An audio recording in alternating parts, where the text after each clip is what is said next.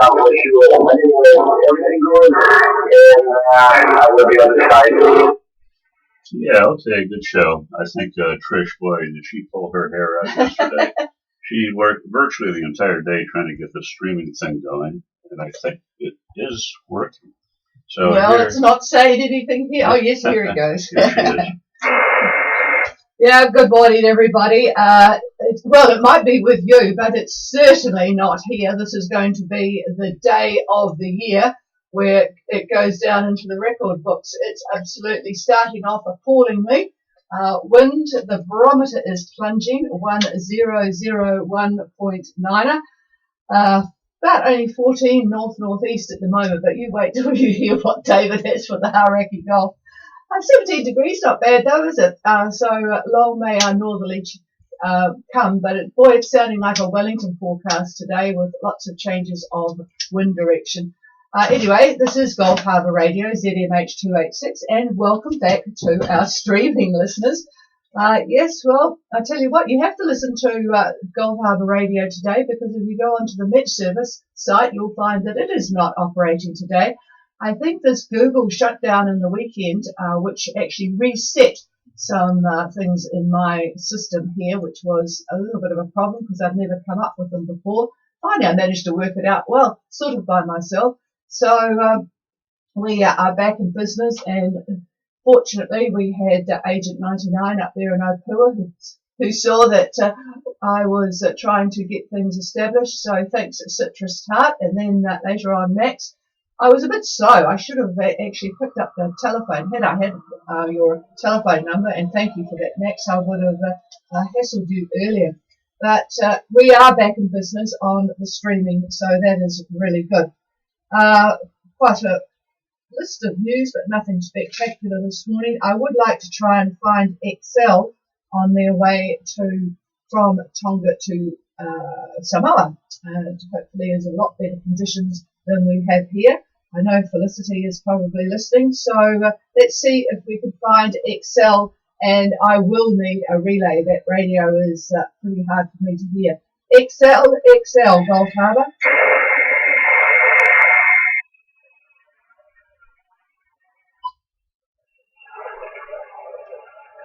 I don't hear anything, so did anybody hear Excel? No, we'll have to give them a call later. I would like to try and find them, folks. So please help me out on that one. We need help with certain boats. And I definitely know that streaming is working because I'm getting some messages. And thank you very much, Exocet Strike up there in Savu, where he fortunately hasn't told me what the temperature is again.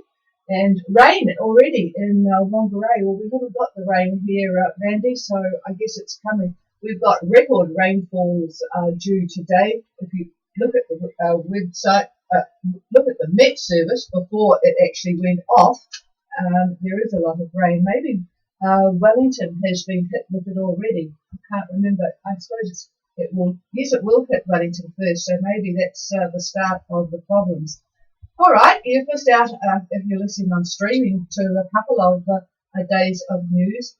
But let's go on with it as it is. In China, the government has stepped up security to discourage public demonstrations and commemorations of the Tiananmen Square massacre of 30 years ago. Tourists at the square have had some very severe security checks, and foreign journalists are banned actually from entering the square, so they are really trying to keep a lid on the whole thing. I was talking to my computer friend yesterday as we were waiting for Windows 10 to come into my computer. That's what I thought, well, he thought it might have been a problem, so I've now got Windows 10. Which he thinks is, once I get to grips with it, is going to be much faster and better, as it should be, I suppose, from Windows 7. But anyway, he was saying that when he went to a huge museum, sort of a history museum in Shanghai, that there is absolutely no mention of that era at all in the history of China. On to Purdue Pharma. They are the makers of OxyContin. It started off as a family business from the Sackler family way back when it was launched in 1995. But they are now, it's sort of become a symbol of the opioid crisis in the United States, and they're now facing legal action from pretty much every state in the United States because it is now a deadly epidemic.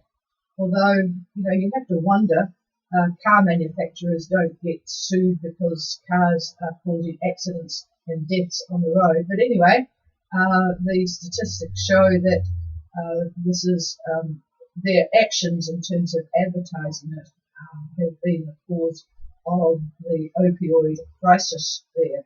So 45 states, in fact, have joined the bandwagon. So hopefully none of you have got stock in Purdue Pharma. Talking about protesting, it's not a good idea to participate in a sit-down process for whatever it is in the Sudan. Yesterday, Sudan's militia opened up on a group of protesters who are having a sit-in, peacefully sitting in. There's been a lot of protests evidently since the military ousting of President Omar al-Bashir. He was ousted by the military probably a couple of months ago, two to 3 months ago. So they are deciding that they want peace and quiet to operate the way they want to operate. So no protests are permitted. Okay, well, the paper this morning is leading with an article on our roads. Blowing like stink out there, says David, who's just been looking out the window. 87% of New Zealand roads, and you probably sort of agree with this, are unfit for speeds in most conditions. And then only 5% of open roads are fit for the current 100 kilometres per hour. 5%, well, I tell you what, it is, the roads are pretty pathetic, but I would say that there is a lot more to do with the way we drive on the roads. But anyway, no one asked me. There is a call, and this article is putting a big plug for the urban areas to have the speed drop from 50 to 30 to 40. God, I can't even manage. I can't even manage 50. And then on the open road, 60 to 80 instead of 100. Boy, that's going to upset a lot of people. I don't think this is ever going to happen. But mind you, there has been a high road toll, 170 dead so far this year in 2019. We had another, I think it was 5 people over the weekend died.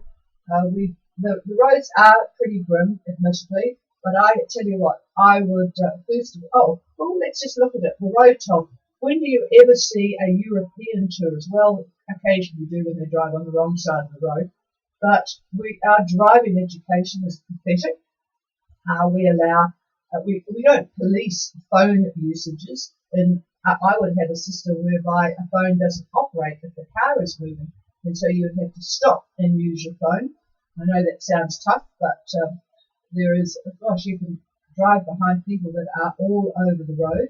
I would have a lot more stops to check people with drugs, and then I might think of lowering speed. All right, I'll get off my bandwagon. What else is there?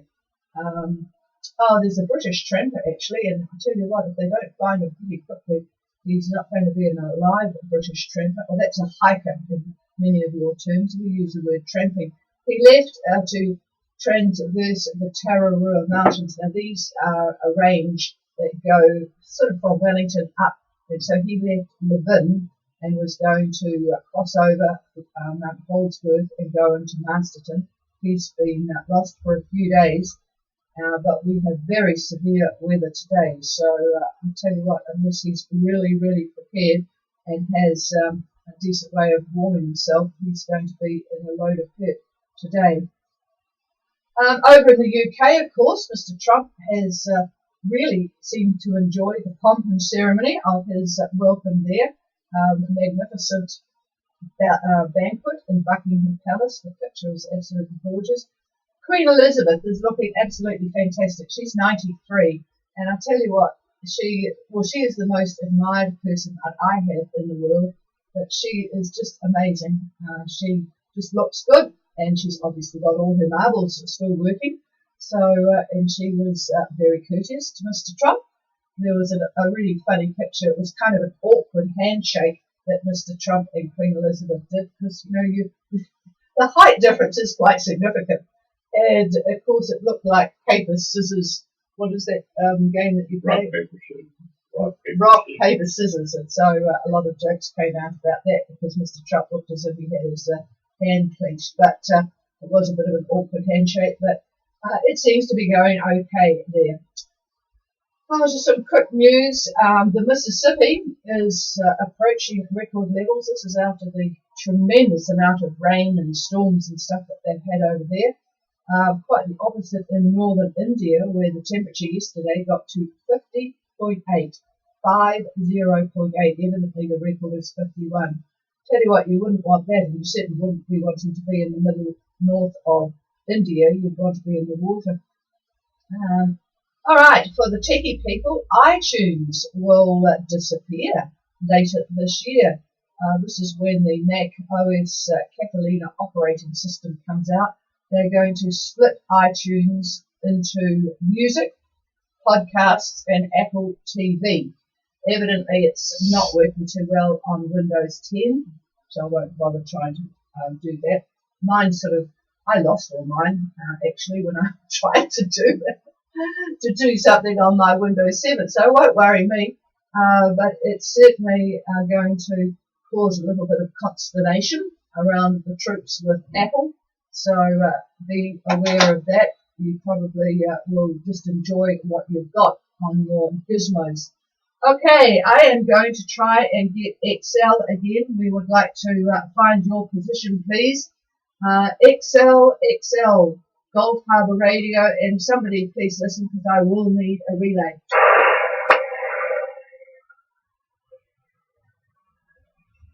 All right, nothing heard. I wonder, Andrew, you're on frequency. I wonder if you could give a call, please, to Excel. This is Candy, relay call for the Gulf Harbour Radio. Excel, are you there? Can you move the thing over so I can see Tom? Right here. Yeah, but I can't see Samoa. Just off the screen. I hesitate to move. Nothing here, Patricia. Oh, thank you. Whilst you've got the microphone, could you call for anybody that wants to make contact with us and can't hear me? Okay, this is Candy, relay call for the Gulf Harbour Radio. Anybody else who should take into the next one?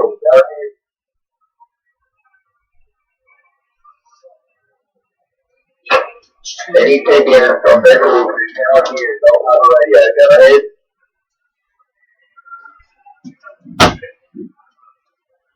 Nothing here, Patricia. Oh, that's fine. Thank you very much for giving a call. I sometimes forget to do that. And yes, our wind is a bit stronger than what I reported before. Now that I can see things blowing around, it will certainly be the removal of all of any leaves that were reluctantly clinging to the trees this late autumn. Well, it's actually winter now. But yes, we've got 100% cloud cover, and we will be inside today. I'm looking forward to not going outside. All right, well, here's the update. Okay, good morning, everyone. And looking at today's synoptic chart, our fast-moving Tasman depression that we've been talking about now for a few days is going to be directly over Gulf Harbour Radio by lunch. You can put that down in your book. Yeah. Anyway, this low is really deepening and bringing quite heavy rain, and basically we're going to have quite a bit of thunderstorm activity from this as well. So lovely day to spark up the fireplace, I think. Thank you, Trish. Yep, got the wood already. So we're expecting northeast winds, 45 knots in a few hours, and it's getting up there now. It's over 30 now. By evening, 40 knots gusting to 50. So boats down at the marina. Everybody's been checking their lines down there. It's a real humdinger, this one. Seas on the west coast, about 7 meters, maybe even 8 meters. These are 30-foot waves, folks, 30-foot waves. Up in Opua, the sea area of Brett, that's the sea area, gale warnings are raised. The near shore seas are about 3 meters, so they're not too high in close, but as you get further out, they certainly get bigger. Seas from basically 34 south up to 28 south, just about due north of New Zealand. If you go in between those two latitudes, we're looking at 6 to 7 meters right through Friday, 6 to 7 meters. Saturday, 5 meters to 27 south. And on Sunday, we're dropping a little bit, 3 to 4 meters. In fact, from 25 south to 18 south en route to Fiji, we're looking at 4 meters on Sunday. So this storm, small, but very, very vigorous. It has a lot of short wave support at 500 millibar. Actually, at 3 a.m. this morning, the actual winds at Cape Reinga were recorded at 30 knots. And then on the west coast, the monitor there was 38 knots. And it's not even here yet, so you can see what's coming. Now, the weather seems to come right on Sunday, pretty much as we forecast on Friday, which I'm pleased to say. Expect southerly quadrant winds about 10 to 15 that really dropped off from New Zealand north all the way up to 20 south, even further north. This looks grand for departure, doesn't it? Well, except for a slight issue. Our high by Monday is going to be centered east of New Zealand. It's still very strong, 1030 millibar, give or take on that pressure. It's hard to get the exact pressures. And as we all know by now, I hope, we fly the caution flags when we see big highs like that because of the potential problems that we get on the northwest corner of strong anticyclones. So sure enough, EC and GFS are picking up a polar dip, starting over Fiji and pushing down to 30 south. Now, Patricia said, explain that again, polar dip. I think we've said this a few times. But if you could picture an oval high, the isobars making an oval shape, on the northwest corner of this oval, picture pushing your thumb down on that part, causing the isobars to first go south, then go west, then go north again to continue the circle, or to continue the anticyclonic flow. They're dipping towards so the pole. they're dipping towards the poles, and the expression we use is a polar dip.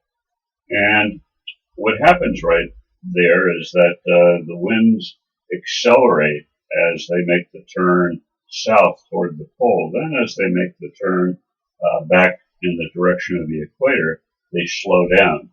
And what happens then is they pile up and there's our cloud and so forth and so on. So that's how these things start. And that is what the danger of a polar dip is. And so anytime you see a very strong high, be very, very suspicious about what may happen. It doesn't happen all the time, but it happens quite frequently. Now, if you want to leave, we're talking about possibly leaving Sunday or Monday. It's possible to avoid these headwinds if you get some immediate westing in. Basically doing an arc to, say, Fiji, if that's your destination. So you'll be then getting your southerly quadrant winds. So west of that polar dip axis, the winds are coming from the south, southerly quadrant anyhow. So it's possible you could avoid the headwinds by doing that. Now it also appears that a low is going to form on the dip. Both models are picking up the low, in fact. Hopefully it's going to slide south-southeast. So instead of heading straight for New Zealand. It's going to essentially move off to the east of New Zealand. So we'll hope that will be the case. Now, those of you that are already been underway, and if you're near 25 south today, you could expect northeast winds, light to moderate. Now we can see on imagery a heavy cloud band running from New Cal to about 178 west, and that includes rain and squally conditions in this cloud band. So those going north will have to sail through all of this in the next day or so. So be prepared for that. And this is a heads up for Fiji and Tonga. A week from now, Tuesday, Wednesday, roughly next week, a very long range warning I'll give you. Very, very heavy convective activity, including numerous thunderstorms for that area. Now, that's a long way off, so things can change for better or for worse. They usually do change, but we'll see how well the long range model looks are as we move along here. Okay, over to Tonga. Imagery shows a cloud over Tonga Tapu, so it is possible we'll see some isolated showers there. The winds by lunch, I would say east-southeast, getting up to maybe 20 knots for the Hapais and Vavau. Tomorrow looks like easterlies, maybe even east-northeast in the 15-knot range. I'll give you some barometer readings. These are actual readings from the airports. Vavau, 1014 millibar. Hapais, also 1014, 1014. And Tonga Tapu, a little bit higher, 1016. Also, towering cumulus are reported in Tonga Tapu.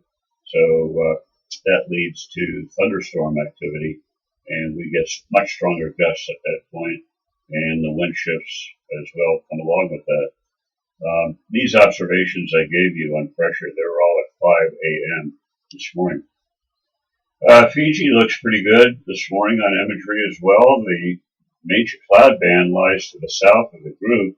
The cloud does reach Kendavu and the southern Laos. It's the fringe of the cloud I can see as I'm updating the loop right now. Trish, you can see that on the screen.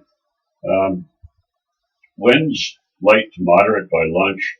I see east-northeast in the 15-knot range, but up to 20 knots in the Lao area.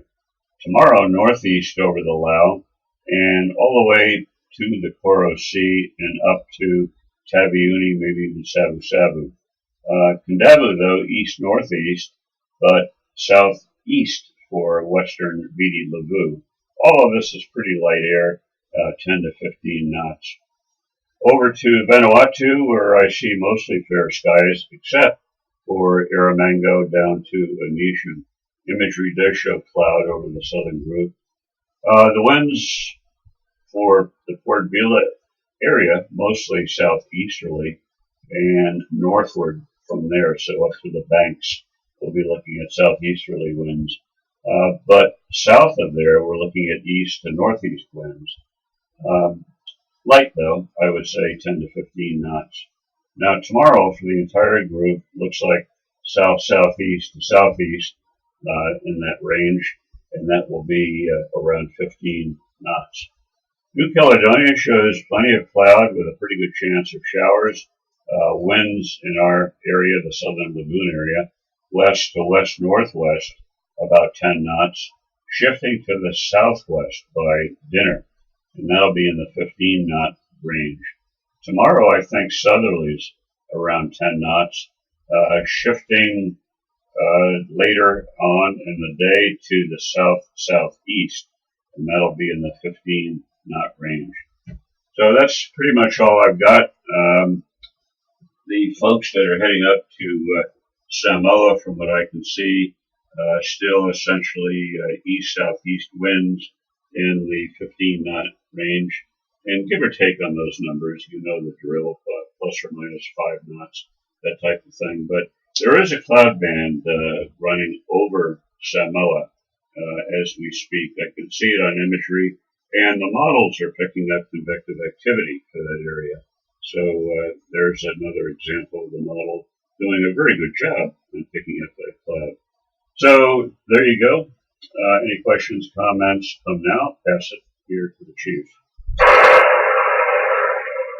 And I forgot to mention that Alchemy 2's Sally and Nat came back. They looked as if they were having east-northeast at Tongatapu. They're on their way to Kalafisi today, but they do have easterlies as well. 15 knots for the east. Thank you for the update on that one.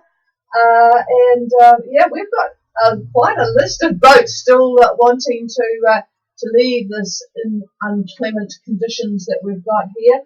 So, boy, it does get hard to be patient, doesn't it? I can remember one year that I wasn't too patient because I was damn cold, and we left probably when we shouldn't have left, and it was rough. That was when we lost the solar panel, remember? But yeah, it is hard to be patient. You'll have to try and have some get-togethers. And well, at Minerva Reef they had a quiz night, didn't they? On the V8 they had a VHF quiz. That would have been quite good. All right, is there anybody wanting any question, clarification, comment, whatever? Please call. Nothing heard. Any relays? Nothing heard again. So thank you for those folk on streaming that let me know that all is well. So really, really good to have all systems back again.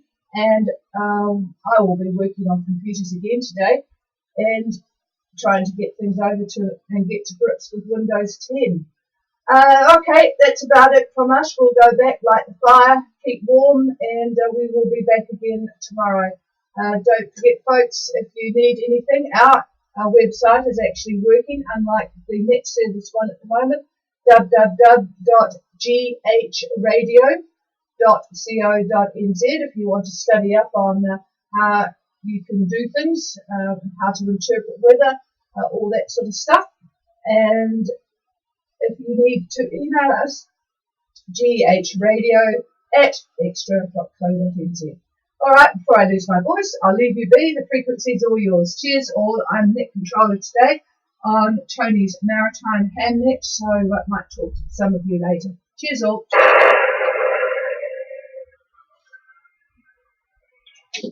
The Bye to the streaming people.